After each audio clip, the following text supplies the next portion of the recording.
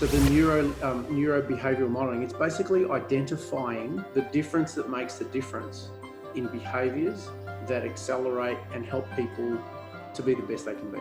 So a neurobehavioral model is studying someone's decision-making capacity, and we talk about it as both internally and externally. So an internal modeler, for example, would analyze, study, research, and interview someone and find out what specific thinking, thought processes, beliefs, views of the world do they have that help them get to the point where they make decisions, for example. Welcome to the Marketing Your Practice podcast, where we guide natural health and wellness experts through the pitfalls of marketing.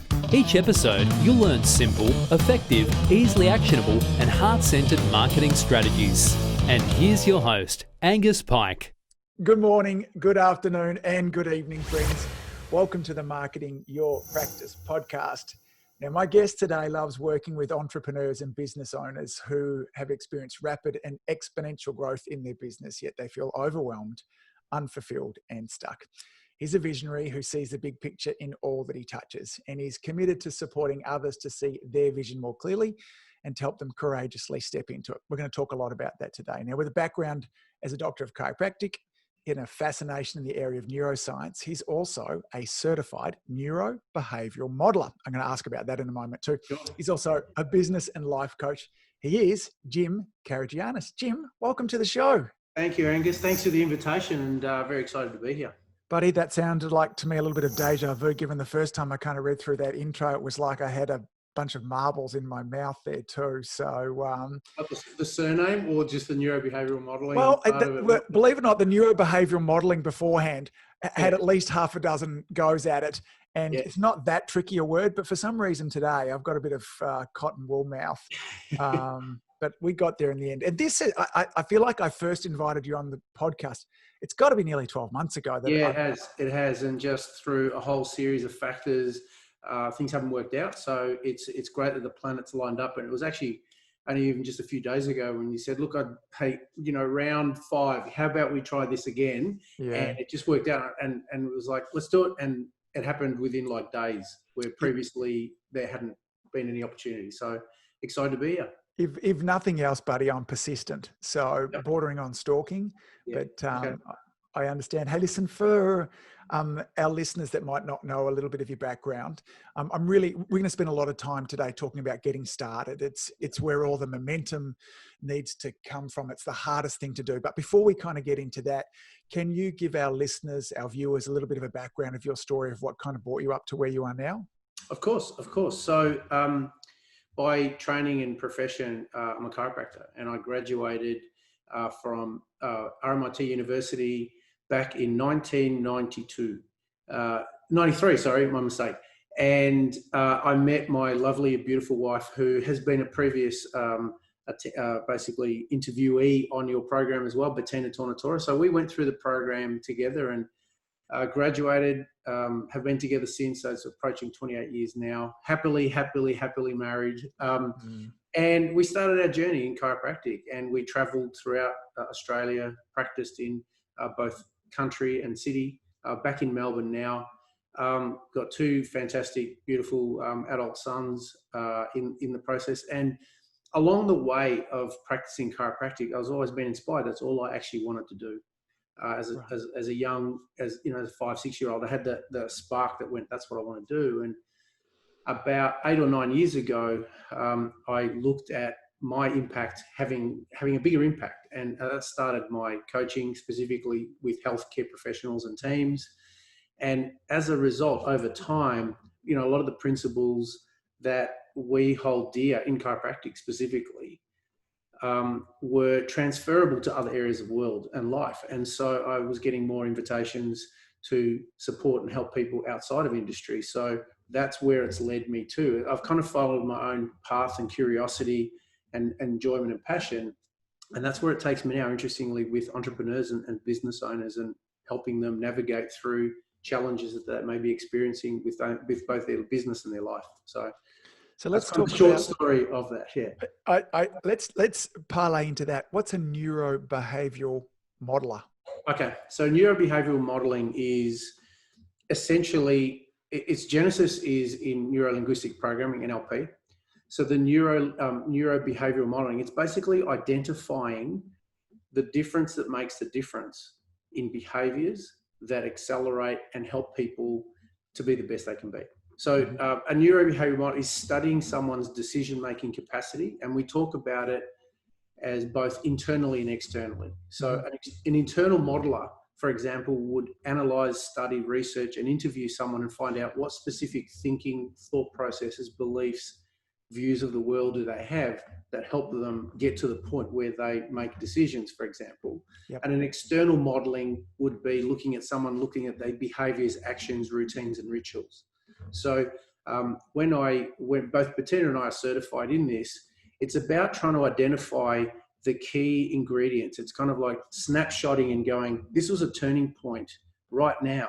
What did it take for you to make that decision? So if you ever watched anybody who's and the reason why it got to entrepreneurs for me is that I modeled and interviewed and profiled and coded the decision-making ability in people who are in high stress environments, what we call VUCA environments. For people who don't know, are volatile, uncertain, complex, and ambiguous. Right. So I modeled and researched the people in those environments in terms of how they process the world, how they got to have certainty and uncertainty. Yes. And then created a blueprint and a model that can actually teach others to use. So it's effectively, how do you get into the heart and mind of someone who under crisis has the decision-making wherewithal to make great decisions clinically, unemotionally, in the best interests of the situation. And so neurobehavioral modeling is the ability to code any person, any test person you're looking at, to be able to pluck out the gold, the difference that makes a difference, which then allows you to then teach it to others. So when you were looking at these individuals, entrepreneurs, what did you learn? What were some of the key things that you discovered in studying them?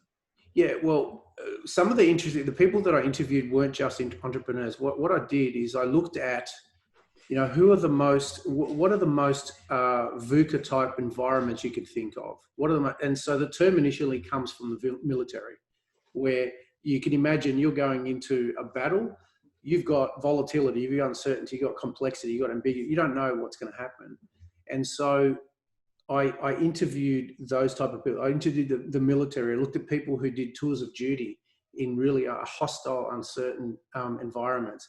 I interestingly also looked at firefighters and first responders, the people who are running towards the fire rather than away from it, fire. So how do you override your own natural instincts of fright and flight? So I had to try and get into the head of these people and find out how they processed their decision-making, how they processed the world, how they got to the point where they could override their normal physiological responses to run.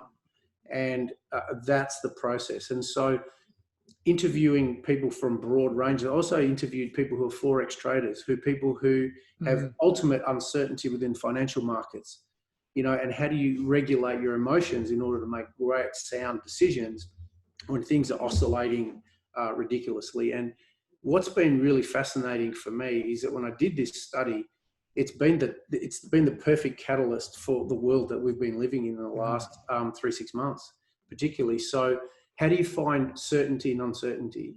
And it was about coding and identifying the traits, the behaviors, the beliefs, the attributes that people have to be able to package it, to be able to then teach it to others. That's effectively what neurobehavioral modeling is. It tries to identify the difference that makes a difference no matter where you look. Can you share with us perhaps 2 or 3 of the things that were really in common with each of these individuals under these circumstances? Okay. Yeah. So effectively for someone to be able to go into harm's way in order to make a decision or to help, they had to have a belief system, or they had to have a value structure that was so high in duty. They had to have basically a capacity to override their own self in the scenario because they were looking for greater good.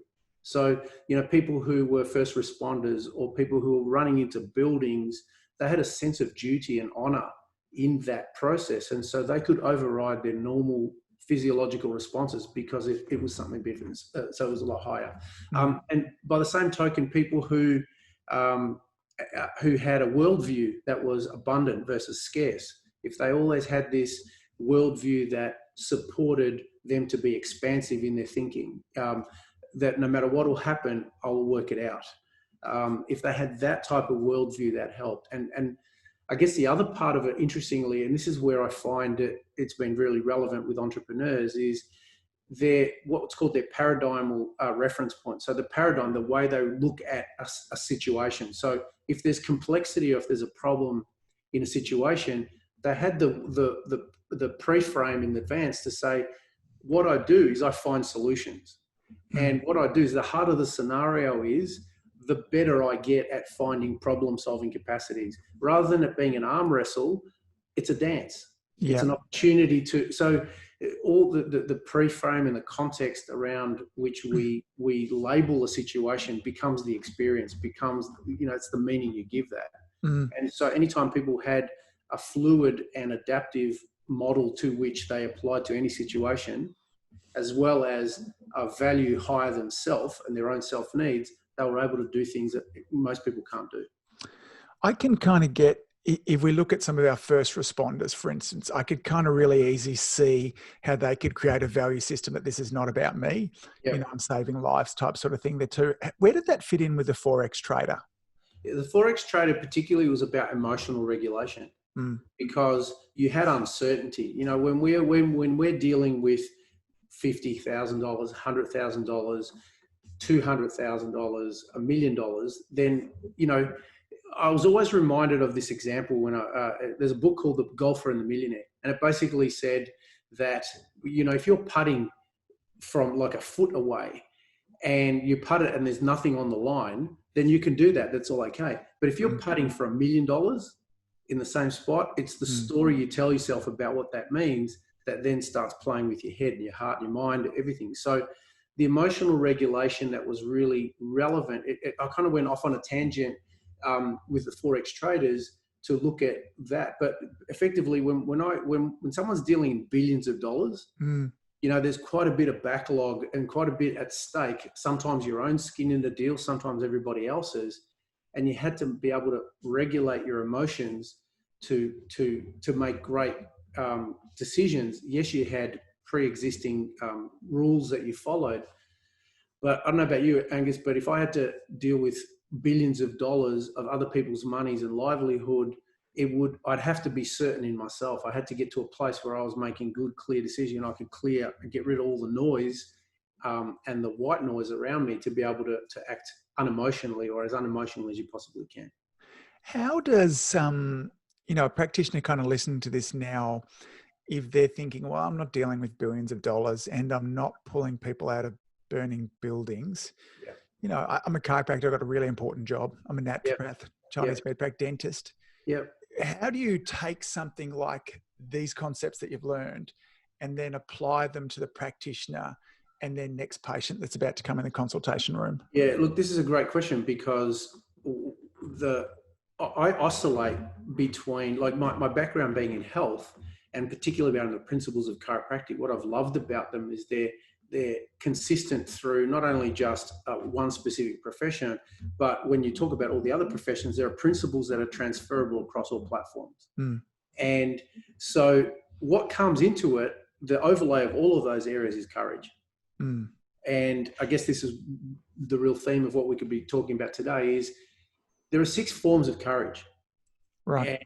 And each and every one of them are applicable to every practitioner that you mentioned and every human on a day-to-day, right? So the first form of courage, which is akin to the first responders or the people in battle, are what we call physical courage. Now, most people can associate with that, and they can look at that and say, okay, physical courage, I'm jumping into a burning building, I'm putting my body on the line in harm's way to help somebody else. But physical courage is quite often, really, in that context, is what's called bravery. Yes. And so effectively, that form of bravery is what in society is honored, it's represented. There's valor, awards for valor. So that's really bravery. And most times people associate courage with just physical courage. I'm going to go out on a football field. I by background, I've got a martial arts background. I'm into jiu-jitsu. So there's a physicality and a physical courage that, you know, anytime I step on a mat 3 or 4 times a week, I potentially could have a limb busted. So you've got to override that physical courage. So that's an effective one. The next one's social courage. And I guess the next 5 will probably be more relevant to a lot of your audience you're talking about and your listeners, because social courage effectively means being prepared to put yourself out there to share your view, and have the possibility that could be rejected. Yeah. So you're talking about a paradigm of health that many of your listeners would be involved in, sharing health from a different perspective that people traditionally have come across. That takes courage. You're going to be challenged by that. So being able to be comfortable leaning into that and being prepared to get some pushback if that's not the view that the general consensus necessarily have, right? So I always say, you know, being a healthcare professional, people have said to me, how is healthcare and how is chiropractic relevant to the rest of the world? And I say, well, we are the biggest disruptors of healthcare. We're the Uber of health. And no one comes along and celebrate who's got an established hierarchy in an environment. No one's going to come along and pat Uber on the back and say, thank you for stepping up the industry and making us, you know, hold up to a higher standard. They're going to challenge that. Yeah. Comfortable going against consensus to socially communicate that in there. So the next one is you're looking at intellectual courage. Yep. So intellectual courage is really the ability or the willingness to challenge your own beliefs and assumptions and start the process of asking yourself different questions. So you could be, you know, within the context of practice, you could be in practice for 20 years, but you effectively haven't evolved beyond year 1. You've just repeated the same pattern 20 years over. Yeah. And so the emotional courage involves testing your assumptions, you know, testing your beliefs, testing whether, you know, in this environment of evidence-based is looking at that and being prepared to test and assess your assumptions based on what evidence is coming through. So irrespective of what industry. The next one is really emotional courage. And emotional courage is the willingness, and it's been getting a lot of publicity, particularly of late with the work of Brené Brown, in terms of the areas of vulnerability and being willing to be vulnerable and being able to, not oversharing, but being vulnerable and say, hey, this is what's going on for me. This is how I'm processing the world, the view, what's going on. So that's another form of courage. The next one is moral courage. So moral courage is looking at doing the right thing because it's the right thing. Yeah. And you know that it's the right thing to do, but you're not prepared to do it. So there's a level of courage and confront that comes with that. And it's being willing to take that first step within that realm. And finally, the last one within that context is spiritual courage. Yep. So spiritual courage is looking at your own spiritual development. It's not necessarily religion or denominational based. It's just your own spiritual growth. You're looking at your own purpose and the willingness to ask yourself the tough questions about really, what am I here to do? What am I doing? And challenging yourself to find more meaning, find more purpose, and really follow your path and your calling in life. So the reason why we tease those out is quite often people hear the word courage and they could be understandably confused and thinking, hey, I'm a solo practitioner in a practice. I'm not running into burning buildings to save people. But you know what? There are times, there are moments, there are defining moments where you know you needed to say something and you didn't. Or you didn't, you know, by being invulnerable, you didn't have compassion. You weren't able to put yourself in the scenario that someone was in there as well, and you weren't able to connect with them at the level that you were as well.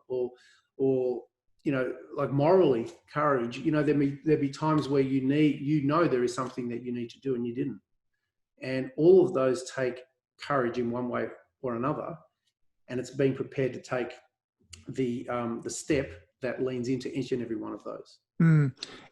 So if we start to kind of, because we laid a bit of a foundation to begin with of taking the first step, regardless of what form of courage, is developing, developing the courage to have the courage. It's a bit of a kind of, it's a But bit that's kind true, of, but it's actually true. It's actually true. It's because what happens is, and then there's the process of fear, right? Yes. People go that you've got fear, and fear is like, we're only born with two fears: fear of loud noises and fear of falling. And somewhere along the line, we develop all these other fears Right. based on experiences, wounds, stories we tell ourselves. So fear is basically optional. You can determine whether you buy into fear. Yep. Right. But courage is intentional. It's actually a deliberate action that you can take Yes. that will move you to where you want to go. So you don't have to buy into fear. You can acknowledge that that's what's going on for you. Yeah. And process it, cycle through it, get to a point of grounding, find a big compelling reason why you should take action, and then take it. And there is a resiliency training, very much like weights or lifting or exercise. There's a process of getting battle hard or strength in all of those. Yeah. Let's talk about that. Okay. So I'll give you an example. Like out of all those ones, the easiest one for me is physical courage. I've always been, having had the advantage of being taller and bigger than a lot of people, I had a physicality about me that gave me, I think in my mind, an advantage. Coupled with a gladiatorial mindset, I was like, yeah, sure, no worries, that's me. And that defined my identity, my type A personality, all those kind of things. The biggest area of challenge for me would have been emotional courage. It's like, hey, people like Lewis Howes wrote a book called Masculinity, which is a phenomenal book. It talks about how we, as men particularly, mask up and put a suit of armor up to protect us. Yes. So we want to appear invulnerable. We want to appear bulletproof. And so consequently, I would never show that emotional vulnerability to the level that I do and have done now. And so I was 10 foot tall and bulletproof, right? Everything, no matter what was going on, yeah, I'm good. Everything's fine. Everything's okay. It's not fine. And I shared recently that the real big turning point for me was, I've done a lot of personal growth and development work, both of my own, being on crews and etc. And I got to a point where I was seeing the impact of male invulnerability that it made me sit up and take notice. So within a period of 2 days, number one, I went to a funeral of a really good friend of mine's son who was in his 30s who committed suicide. And the very next day, a colleague, you and I both know, Jim Karagiannis, runs a program called I'm Just a Man, which is dealing with male suicide. And the very next day, they were talking about how, because of a whole lot of reasons, the male suicide rate is astronomical. And so those two events just came and hit me like it was like an epiphany. And I went, look, you know what? We as men suck at the ability to communicate emotionally what's going on. And we think it's a badge of honor. We think it's a strength, but it's actually a deficiency and it's a weakness. And so I made the intention to communicate that. And I have, a lot of people who I mentor, who are directly and indirectly, who look up to what I do. And I went, this has got to change. And so I started the process of willingly stepping into my greatest fear, which was being vulnerable. And so I started to share my fears, my challenges. And a really fascinating, interesting thing happened was that ability to model it. And that's really what neurobehavioral modeling in a lot of ways is: model a behavior that I wanted to see as a change, created shift, created change. Where I'd known people for years and years and years, suddenly they turned around and went, dude, I really feel connected with you. I get where you're coming from. There was an aloofness or an aura around who you were before, and that would have been just my protective mechanism. I can actually really see who you like, what you like. And my impact and influence went through the roof. And my ability to connect and have an impact with what I said, what I communicated, was so much more impactful than what I was trying before. Why? Because I think it was more authentic. And so that was, without doubt, my greatest fear was vulnerability and, expressing what I felt was perceived weakness. And that was the pathway for me to go through that. Sorry, you're going to say? No. I find it. I'm fascinated by vulnerability, in the idea that, for me, my fears in around vulnerability is that it will isolate me. That when in actual fact, my experience of it, much like yours, is that every time I'm prepared to lay down those walls, I suppose it actually brings people closer to me. It does the exact opposite of what the fear.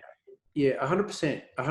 And you know, like vulnerability, like an emotional, it's not necessarily, it is fears, but like I'm more likely to want to run in front of, the All Blacks than to get up on stage and sing on Australian Idol, because that's emotional exposure in a lot of ways. And some people, what's interesting is that some people can look at that and go, that's no big deal. And yet they're terrified about something else. So it's not you're courageous and you're courageous across all of those six. It's a work in progress. And you're 100% right. One of the biggest thing that I learned is that when I was being authentic to myself by being vulnerable, that was really my gateway to it. I opened up people who were probably waiting for me to do that. And the moment that I did, something was like, hey, you're here. We've been waiting for you. And the people who, what's the old saying? The people who mind don't matter, and people who matter don't mind. And really, I got to a more authentic place within myself. I got comfortable in my own skin. I started, within practice, when I was practicing in there, and I've really scaled that back now these days. What was really fascinating, and this is the biggest thing, I went off and did a retreat for 5 days, and it was all about fear, vulnerability. And a lot of the clients that I was seeing were alpha male, warrior, gladiatorial types, very much like myself. And what happened is I went away, came back 5 days later. I walked into my office, into my room to adjust, to take care of people. And suddenly all these people who previously were gladiators, who were like type A personalities, would get up, look me in the eye and burst into tears. And again and again and again. And I went, what the hell? What's happened? What's changed? And I went, me. And by virtue of me changing, it's almost like I gave them permission to go, it's okay. And they could drop the guard, and the connection and the quality of the communication and the connection I have with these people has gone through the roof significantly.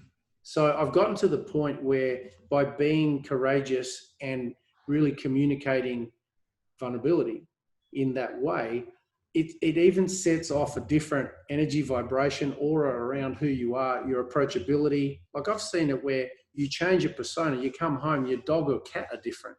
Yeah. They can feel it. And I think anybody who's in a healing space and healing environment who does work on themselves, that gets to a more authentic expression, you're going to attract more of the people who you want to spend time with anyway. Yeah. It's interesting that you kind of bring up the animal thing there. I'm reading I've got a big German Shepherd who's often I've seen your German Shepherd, yeah. He's a working dog with a very high drive who, if he had his choice, he'd be out there catching bad guys. So he's inexhaustible and a beautiful, beautiful boy. And so I'm reading some dog training books at the moment there. And one of the books is talking about the 3 things that all animals need is exercise, discipline, then affection. He said they need it in that order. You can't.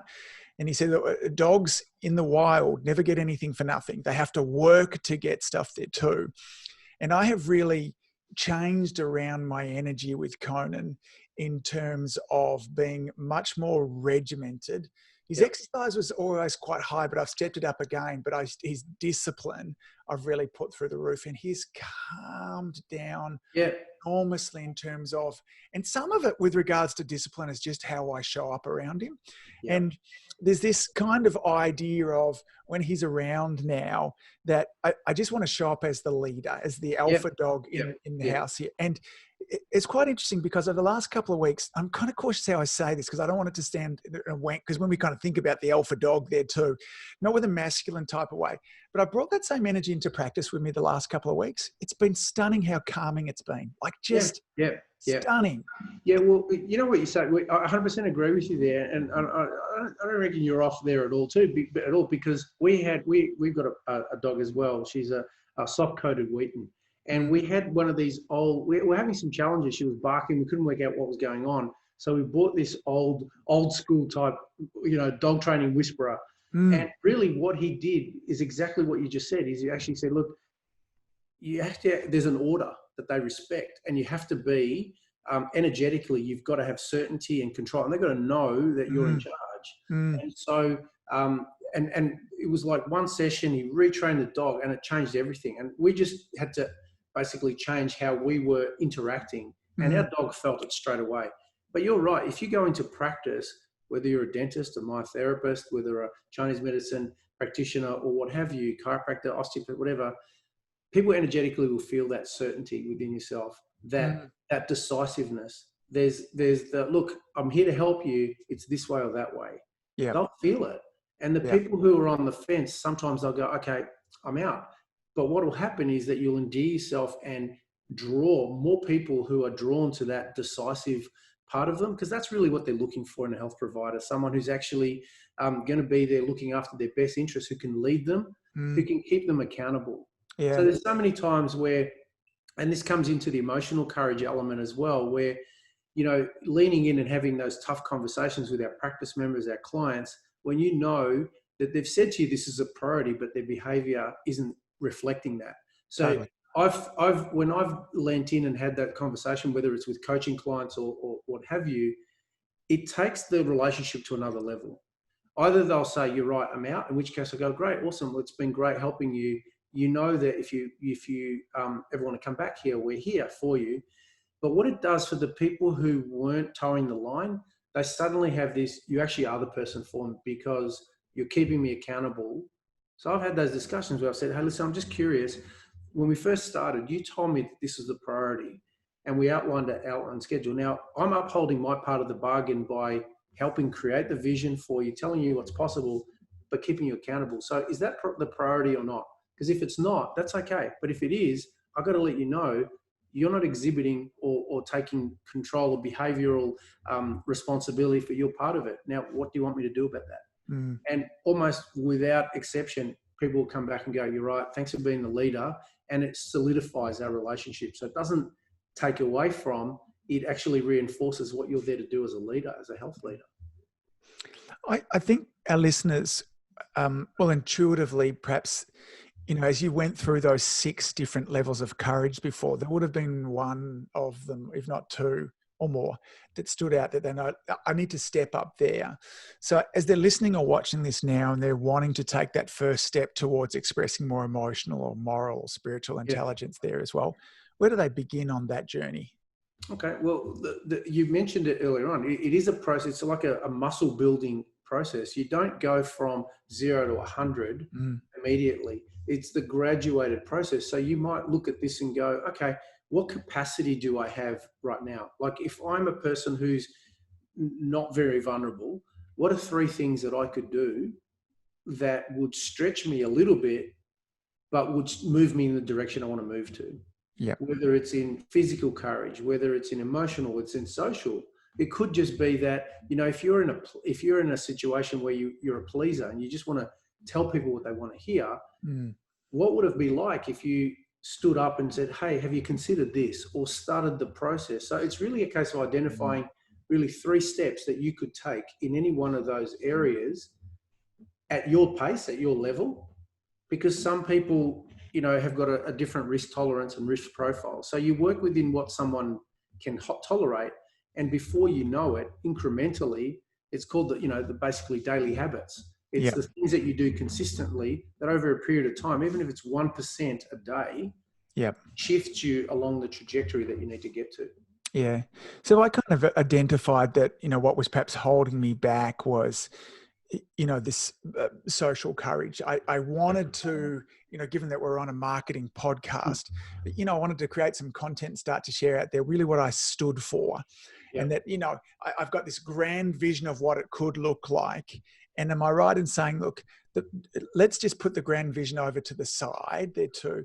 But what would be some first 1, 2, or 3 steps that I could move that would be in that direction, that are a little bit outside my comfort zone, but not overwhelming? Yeah, totally. And so the vision is important because it shows you what direction you want to get to. Yeah.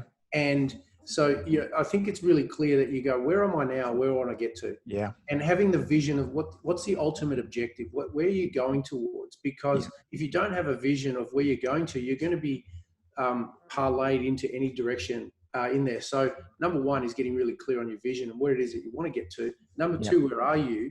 And number three is what's the first step? So, it was Martin Luther King always said about, not worrying about the staircase, and I'm paraphrasing it here, but basically going, we're worried about what step 18 is. Yeah. We really should be worrying about step 1. Yes. And once you've done step 1, that first scary step, you'll suddenly go, hey, I survived. I didn't die. I'm okay. What's the next step? And incrementally, you're up at step 17 or 18 before you know it. Mm-hmm. But you've got to know that you're climbing up the right ladder or the right staircase. Otherwise, you're just climbing for climbing's sake. That's not actually getting closer to where you want to get to. I love the metaphor, and I remind myself of it. I was driving home last night from Geelong on the Melbourne freeway there too. It was incredibly foggy. Our last day before we got last day before lockdown. Yes, if anyone wants to date stamp it, but it was interesting, incredibly foggy. So the visibility probably wasn't much more than 100 meters. And yet it was interesting how many of us were really comfortable heading along at 100 kilometers an hour because that's all we needed to see. I didn't need to see any further than that. I was able to drive safely with that. I would have been able to take evasive action. And it's just such a nice, for me, metaphor, reminder of often how it is heading towards that. If I've got a life vision, a practice vision, a goal there too, I don't need to see the last steps until I get towards them. But what are the next steps now? Check in, am I heading in the right direction, having that vision in around there? What are some of the mistakes that you see people make, your clients when you're coaching, when they're wanting to step into greater levels of courage, whatever realm it would be? What are some of the mistakes that people make? That's a great question. By mistakes, I think, I'll share my own personal experience and I'll share my own personal experience and then by extension, it'll explain what I see happen a lot. So, years ago, I ran a marathon in preparation for my 40th. It was a goal. I said, right, by the time I'm 40, I want to run a marathon. And, year 39, it clicked over the calendar. I went, holy smoke, it's this year, or I'm actually, I'm not basically congruent with myself. So I made the commitment to run the marathon. Now, 32 kilometers into a marathon, I tore both calves. Ooh. So the last 10, it wasn't fun. So the last 10 Ks were absolute murder, but I got through. So I set the goal. I wasn't happy with this. So next year I'm going to do it again. And I started training. Everything was going well. I was increasing the running, but I wasn't enjoying the process. And I was hating it. And I was going out there and hating it and running 35 Ks and being miserable. And I didn't have the situational awareness, or I didn't give myself permission to go, hey, you know what? The priority of the goal's changed. Yeah. Just because that was the vision, that was the goal, doesn't mean it can't change. And so I was so locked in. One of my both strengths and weaknesses is I can get so laser focused on an outcome that becomes the only thing, almost to the point of obsession. And so that is really good at getting stuff done, but not great in terms of having awareness for everything else. So it was Bettina, my wife, who actually helped me get to that understanding. You go, hey, listen, is the goal still the priority? And it was like, no, I don't think it is. Well, why are you doing it? Well, because I said I was going to. Well, that's not a good enough reason. And so what I have gotten to with a lot of our clients is, for some of them, they might start coaching for what they perceive is one reason. But what happens is that we uncover and unravel a bigger piece. Yep. So for some of them, they started in a career, they came in and started having coaching around that, but it's actually led them out of the career because we got to core truths. So I think if there's one big thing that I think would be a big takeaway is having adaptability to be honest with yourself and get to core truths. Yeah. And just because, I'm in the path now, I mentioned earlier on, my greatest, all I ever wanted to do was be a chiropractor at 5 years old. And I'm at a point now where I'm almost stepping out of a hands-on practice. Bettina already did. Because I'm following the spiritual courage I was talking about, knowing that my work is taking me to a different level, not necessarily a better one, but just one that resonates with me and I know is my truth. But because I was on this path, because I spent 5 years studying this process, the part of me that's going, well, you're not going to give that up. You can't change. And it's like, why can't you? So it's being open and adaptable and honest with yourself to go, this version of me got me to this version of me. But now I realize there's something else that's really making my heart sing. And in order to do that, I need to let go of the good to go for the great. Yeah. And that to me has been the most challenging thing. I've sat with it for several years now, where I've been able to reconcile in my mind. If something's a 1 or 2 of enjoyment, it's long been gone in my world, but when something gives you 8 and 9 level of joy, but you're chasing a 10, it's a much harder thing to let go of something that's really good in order to go for great, what's going to really juice you and inspire you. So to me, in a long-winded way of explaining your answer, I think it's number one, getting clear of what is it that's giving you joy and what's giving you fulfillment in your values is number one. Number two, to have the the situational awareness and the courage to be able to challenge your path and go, is this still doing it for me? Yeah. In this format, and being okay if you want to do things differently. Just because everybody's doing it one way, that doesn't necessarily mean that's exactly what you need, or Yes. that's what's going to resonate with you most. And the Latin, the genesis of the word core in Latin is heart, courage. It's basically being truthful with what's in one's heart. And to me, that's the ultimate expression of courage, is getting clear on putting to words what's in your heart and basically living congruently with that. It takes a tremendous amount of courage to stop, particularly if you're quite a driven person as well, to say, the matter of just achieving the goal for the sake of achieving the goal because I said I would achieve the goal. Yep. I can see what comes along with that too. I want to, because the reason I love having these kind of conversations from here is that, so myself included, still now, less than perhaps a decade ago, of when I'm wanting to continue to expand and grow as a human being and serve and lead more too, I'm often looking and tempted to look for strategies and techniques, tools, those kind of things there too, instead of coming back to expressing more of me.